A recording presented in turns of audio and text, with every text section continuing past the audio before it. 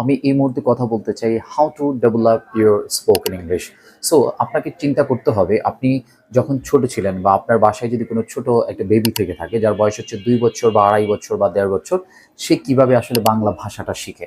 আপনি যদি একটু সাইকোলজিক্যালি চিন্তা করেন তাহলে নিশ্চয়ই বুঝতে পারবেন যে একটি বাচ্চা বা একটি সন্তান বা একটি শিশু সে তার প্রতিবেশী, মা বাবা, ভাই বোন, আত্মীয় স্বজন যারা তার কাছাকাছি থাকে সবসময় তাদের থেকে শুনেই কিন্তু সে তার বাংলা ভাষাটা কিন্তু ডেভেলপ করে।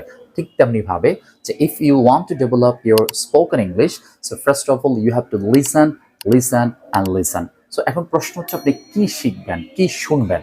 আপনাকে শুনতে হবে ছোট ছোট স্টোরি, আপনাকে শুনতে হবে একদম প্র্যাকটিক্যাল পারপাসে ব্যবহার হয় এমন কিছু লিসেনিং ম্যাটেরিয়ালস। আপনি কোথায় পাবেন?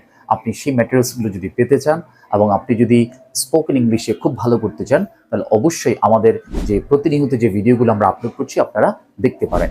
ধরেন আপনি হিন্দি সিনেমা দেখেন, আমি প্রায় কথাটা বলি, আপনি হিন্দি সিনেমা দেখতে দেখতে কিন্তু হিন্দি বলতে পারেন এবং হিন্দি বুঝতে পারেন কিন্তু লিখতে পারেন না। ঠিক তেমনিভাবে আমাদের একাডেমিক ইংরেজিগুলো এমনভাবে সাজানো যে আমরা গ্রামাটিক্যাল রুলস অথবা রিডিং অথবা রাইটিংয়ের প্রতি আমরা বেশি জোর দিয়েছি, কখনো লিসেনিংয়ের প্রতি আমরা কিন্তু গুরুত্ব দেইনি। সো আজকে থেকে যদি আপনি লিসেনিং করাটা শুরু করেন 1 সপ্তাহ, 10 দিন, 15 দিন এবং বারবার একই ভিডিও কিন্তু আপনি রিপিট করবেন, দেখবেন once upon a time you will be successful.